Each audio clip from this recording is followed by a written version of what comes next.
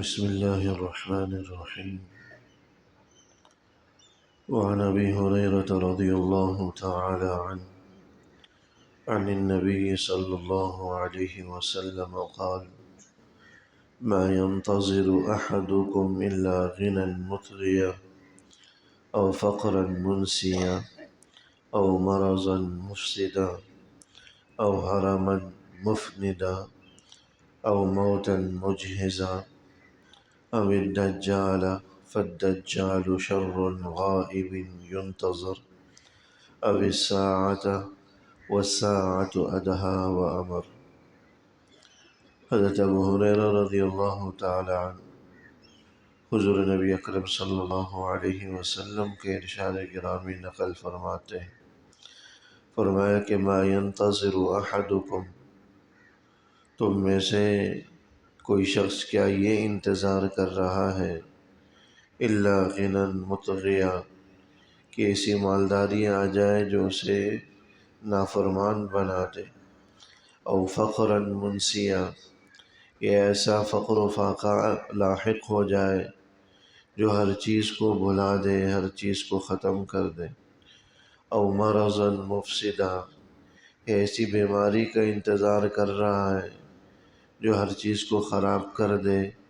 آدمی کسی کام کا نہ رہے، او حرما مفندا، یا ایسے بڑھاپے کا انتظار کر رہا ہے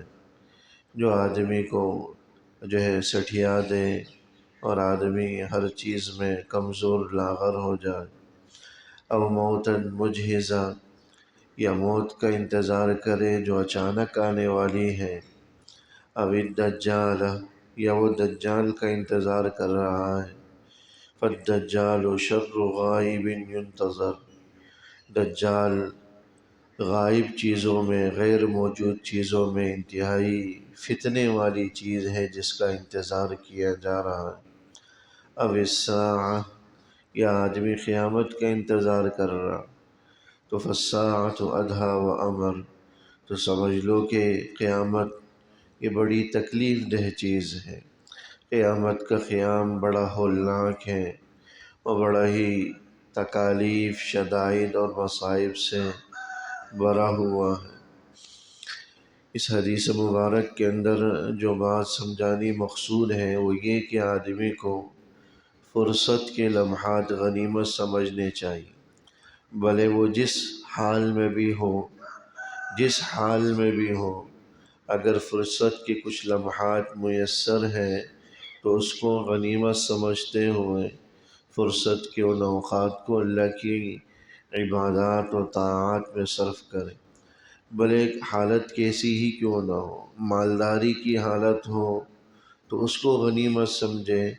اور اس مال کو اللہ کی عبادات طاعات میں صرف کرے۔ مالداری کی حالت میں اب غریبی کا انتظار نہ کرے، یا غریب ہے تو غریبی کو ہی غنیمت سمجھے کہ اللہ نے مال کے فتنے سے بچا رکھا ہے، کیونکہ مال بھی اپنی جگہ ایک فتنے والی چیز ہے۔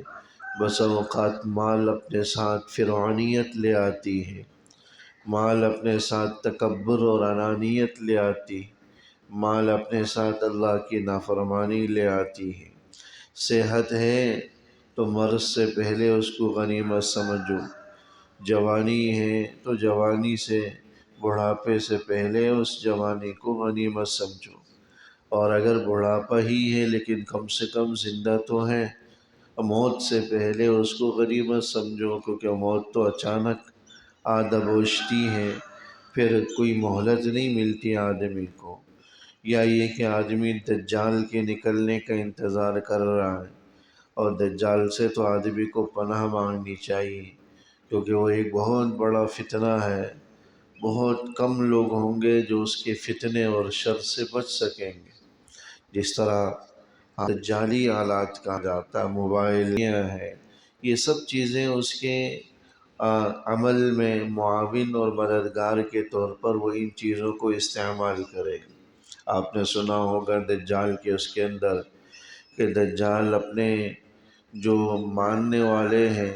ان کو جنت دکھائے گا اور نہ ماننے والوں کو جہنم کی آگ دکھلائے گا۔ حالانکہ معاملہ برعکس ہوگا۔ جو نہ ماننے والوں کو جہنم کی آگ دکھلا رہا ہے وہ در حقیقت آگ نہیں ہوگی، وہ پانی ہوگا، اور جو اپنے پیروکاروں کو جو جنت دکھلا رہا ہے وہ جنت نہیں ہوگی بلکہ وہ جہنم کی آگ ہوگی، کچھ کا کچھ دکھائے۔ اور آج کا میڈیا ایسا ہی ہوتا کچھ ہے دکھاتا کچھ ہے، کچھ کا کچھ دکھاتا ہے، تو بالکل اسی کی آمد کی تیاریاں ہیں، یہ اسی کی معاونت میں استعمال ہونے والے آلات ہیں، اس لیے دجالی آلات، آج ان دجالی آلات نے جو کہ دجال کی آمد کے لیے ایک معاون کے طور پر استعمال ہو رہی، ان دجالی آلات نے ہمیں کتنا جگڑ رکھا ہے کہ ہمارا 24 گھنٹے کا بیشتر دورانیہ ان آلات کی نظر ہو جاتا۔ تو سوچئے کہ جب خود دجال آئے گا تو وہ ہمیں کس قدر سخت گرفت میں لے گا۔ مضبوط ایمان والے ہوں گے جو اس کے شر اور فتنے سے بچ پائیں گے۔ یہ آدمی قیامت کا انتظار کر رہا ہے، تو قیامت کا تو منظر انتہائی ہولناک اور خطرناک ہوگا۔ تو حدیث کا حاصل یہی سمجھانا ہے، جس حال میں بھی ہو فرصت ہے تو اس کو غنیمت سمجھیں۔ مالداری ابھی تک نہیں آئی، فقر و فاقہ ہے تو مال کا انتظار نہ کریں، چونکہ مال مطغیہ آدمی کو سرکش بنا دیتی ہے۔ اور اگر فقر و فاقہ ہے، مالداری ہے، اللہ نے کچھ دے رکھا ہے تو اس کو غنیمت سمجھیں، اس کو اللہ کی عبادات میں اس کو مال کو صرف کریں، قبل اس کے کہ فقر آئے اور ہر چیز کو بھلا کر رکھ دیں۔ یہ بات ذہن میں بٹھائی جا رہی ہے کہ کوئی چیز باقی رہنے والی نہیں ہے، ہر چیز ختم ہوگی، جوانی ہے وہ بھی ختم ہوگی، مالداری ہے وہ بھی ختم ہوگی، فقر ہے تو وہ بھی تبدیل ہوگا، صحت ہے تو وہ بھی تبدیل ہو جائے گی، مرض ہے تو وہ بھی بڑھاپے کی طرف جائے گا، بڑھاپا بھی زائل ہو جائے گا، موت کی طرف لے کر چلا جائے گا۔ موت نہ بھی آئے تو دجال کی آمد ہے، اور اگر موت نہ بھی آئے تو قیامت کا قیام ہے۔ یہ سارے مراحل سے آدمی کو گزرنا ہے، کوئی چیز ہمیشہ رہنے والی نہیں ہے، یاد رکھیں۔ لہذا مالداروں کو بھی وارننگ ہے کہ نہ سمجھے کہ یہ مال ان مالہ اخلدا، اس کا مال اس کے پاس ہمیشہ رہے گا۔ اور غریبوں کو بھی تنبیہ ہے کہ مال کا انتظار نہ کریں اس مہلت میں کہ بھئی مال ملے گا تو پھر صحیح طریقے سے اللہ کی عبادت کریں گے، نہیں، پتہ نہیں ملے تو پھر انسان کتنا سرکش ہو جائے۔ اس سے پہلے ہی اپنے فرصت کے اوقات کو غنیمت سمجھے، جوانی ہے اس کو غنیمت سمجھے، صحت ہے اس کو غنیمت سمجھے، بیماری ہے تو اس کو بھی غنیمت سمجھے، اس میں بھی صبر و شکر کا دامن نہ چھوڑے، چونکہ کم سے کم زندہ تو ہے انسان، صبر و شکر کر سکتا ہے، نماز پڑھ سکتا ہے، اور بڑھاپا ہے تو اس کو بھی غنیمت سمجھے، کیونکہ موت نے ابھی تک نہیں دبوچا، یا موت آ گئی ہے تو پھر تو انسان کسی کام کا ہی نہیں رہے۔ لہذا ہمیں ہر حال میں فرصت کے اوقات کو غنیمت سمجھتے ہوئے ان اوقات کو قیمتی بنانے کی ضرورت ہے۔ انسان جس حال میں بھی ہو اسی حالت کو اللہ کی طاعت میں، اللہ کی عبادت میں صرف کرے، اللہ کی عبادت میں استعمال کرے۔